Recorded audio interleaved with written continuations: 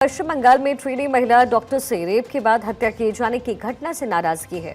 इसी बीच बुधवार की आधी रात कोलकाता के आरजी कर मेडिकल कॉलेज में ऐसी घटना हुई जिसने डॉक्टर से लेकर के मरीजों और आम लोगों तक की जिंदगी को खतरे में डाल दिया। प्रदर्शनकारियों के भेष में आए अराजक तत्व देर रात अस्पताल में घुस गए। 1 घंटे तक अस्पताल में तांडव मचाया। पुलिस के बैरिकेड्स तोड़े गए और कैंपस में तोड़फोड़ की गई और ड्यूटी स्टाफ से भी मारपीट हुई। अस्पताल के दरवाजे, खिड़कियां, बेड, मेडिकल उपकरण जो भी सामने आया उसे बर्बाद करते चले गए। इमरजेंसी वार्ड के अंदर शायद ही कुछ बचा हो। खिड़की, बेड से लेकर के तमाम मेडिकल इक्विपमेंट्स तक सब कुछ तहस नहस कर दिया गया। यहां तक कि अस्पताल के अंदर बने पुलिस बैरक को भी भीड़ ने तोड़ डाला। अस्पताल के बाहर पहले इंसाफ की मांग को लेकर नारे लगे और फिर देखते ही देखते हजारों की संख्या में लोग वहां इकट्ठा हो गए। अब सवाल यहाँ ये उठ रहा है कि आखिर अस्पताल पर ये भीड़ का हमला था या फिर सबूत मिटाने की कोशिश थी। आखिर 1 घंटे तक हुड़दंग की छूट किसने दी? ये कौन लोग थे? घटना क्यों हुई? कौन इसमें संलिप्त है? प्रदर्शनकारी किन मांगों को लेकर के अस्पताल के बाहर पहुंचे? हालांकि पुलिस का कहना है कि उपद्रवियों के बारे में पता फिलहाल किया जा रहा है। रेप केस में सबूत मिटाने की जो साजिश है, क्या वो रची जा रही है? मेडिकल कॉलेज के इमरजेंसी वार्ड में तोड़फोड़ हुई है। हमने आपको तस्वीर भी दिखाई। वेंटिलेटर मशीनों को भी निशाना इन प्रदर्शनकारियों ने बनाया। मेडिसिन स्टोर में घुस करके दवाइयों को नुकसान पहुंचाने की कोशिश की गई।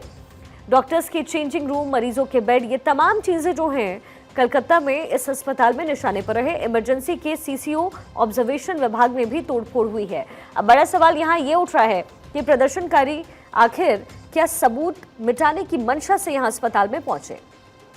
दरअसल 9 अगस्त को कोलकाता के आरजी कर मेडिकल कॉलेज और अस्पताल में 31 साल की महिला रेजिडेंट डॉक्टर का शव बरामद हुआ। शरीर के कई अंगों से खून बह रहा था, गर्दन की हड्डी टूटी थी। सामने आया कि ट्रेनी डॉक्टर की रेप के बाद हत्या की गई। पुलिस ने मामले में जांच की और संजय नाम के आरोपी को गिरफ्तार भी किया। संजय 14 दिन की पुलिस कस्टडी में फिलहाल है। हालांकि डॉक्टर्स का गुस्सा अभी भी थमा नहीं है और वो हड़ताल पर बने हुए हैं। घटना के 5 दिन बाद जब ये केस हाईकोर्ट पहुंचा तो कोर्ट ने मामले की जांच सीबीआई को सौंपी। फिलहाल सीबीआई की एक टीम कोलकाता पहुंच गई है। 1 घंटे तक गुंडागर्दी हुई। पुलिस वहां कहां नजर आई और कहां थी, ये सवाल पूछा जा रहा है। कोलकाता के आरजी कर मेडिकल कॉलेज में खूब तोड़फोड़ हुई है। तस्वीर भारत 24 ने आपको दिखाई। आधी रात तकरीबन 1000 से 1500 गुंडे कॉलेज में घुस गए और इमरजेंसी वार्ड तक को नहीं छोड़ा। खूब तोड़फोड़ वहां पर की गई। मेडिकल छात्रों के मंच पर तोड़फोड़ हुई। इसके साथ ही मंच पर बैठे डॉक्टर्स की गुंडों ने पिटाई भी की। यानी जो पहले वहां पर बैठे थे, प्रदर्शन कर रहे थे, उनकी पिटाई हुई। अब इसके बाद ये जो पूरा क्रम है वो सवालों के घेरे में है। पुलिस के मुताबिक प्रदर्शनकारियों के भेष में तकरीबन 40 उपद्रवियों ने अस्पताल परिसर में प्रवेश किया, संपत्ति को नुकसान पहुंचाया और फिर वहां मौजूद पुलिसकर्मियों पर पथराव किया। भीड़ को तितर बितर करने के लिए पुलिस को आंसू गैस के गोले दागने पड़े। पुलिस ने यह भी बताया है कि उपद्रवी लाठी, डंडे, ईंट और रॉड लेकर के आए। उपद्रवियों ने इलाके और उसके आसपास के कई सीसीटीवी कैमरों को नष्ट कर दिया और उस मंच पर भी तोड़फोड़ की जहां जूनियर डॉक्टर विरोध प्रदर्शन और हड़ताल पर बैठे थे। घटना में एक पुलिस वाहन पलट गया और वहां खड़े कई 2 पहिया वाहन भी क्षतिग्रस्त हो गए। कुछ पुलिस अधिकारियों को चोटें आई। अस्पताल के कर्मचारियों ने क्षतिग्रस्त इमरजेंसी वार्ड की सफाई शुरू कर दी है। सीबीआई जांच पर खूब सियासत भी हो रही है। सीबीआई को डेडलाइन दी गई है, रविवार तक रेप मर्डर केस सुलझाया जाए। सीबीआई के पास ये डेडलाइन है। ममता ने प्रोटेस्ट का ऐलान किया है। शुक्रवार को ममता बनर्जी यानी कि कोलकाता की सीएम खुद मार्च निकालने वाली हैं। पुलिस का बचाव, रेप मर्डर केस 90% सुलझा लिया गया था। ये तमाम बातें सीबीआई जांच में आई है और इस पर अब खूब सियासत हो रही है। देखिए, ये जो घटना है उस समय घटी जब प्रदर्शनकारी, ज्यादातर जो महिलाएं थी, वो रिक्लेम द नाइट अभियान के तहत आधी रात को सड़कों पर उतरे और अस्पताल परिसर के बाहर पहुंच गए। उनकी स्थिति हिंसक तब हुई और उपद्रवियों ने जबरन अस्पताल में वो घुस गए। दरअसल कोलकाता में बुधवार रात महिलाओं का प्रदर्शन बुलाया गया। इस कैंपेन को रिक्लेम द नाइट का नाम दिया गया। उद्देश्य क्या था? उद्देश्य था कि महिलाएं प्रदर्शन करेंगी और अपनी आजादी और सुरक्षा की मांग करेंगी। 14 अगस्त की दरमियानी रात 11:55 पर कैंपेन की शुरुआत होती है और फिर इस प्रदर्शन में न सिर्फ कोलकाता बल्कि कई अन्य शहर और कस्बे भी लोगों के जो है उसमें शामिल थे। उनमें लोगों के हाथों में तख्तियां और बैनर लेकर के सड़क पर ये लोग उतरे।